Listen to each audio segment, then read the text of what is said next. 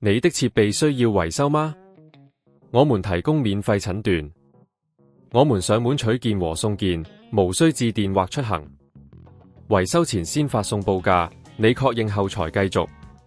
簡單、透明、專業。連結在簡介裏。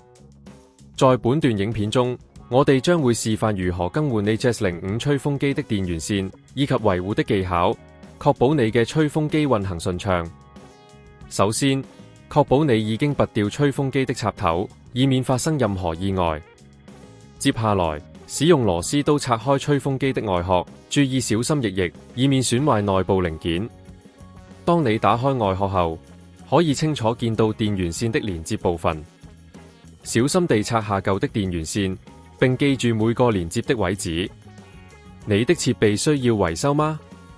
我們提供免費診斷。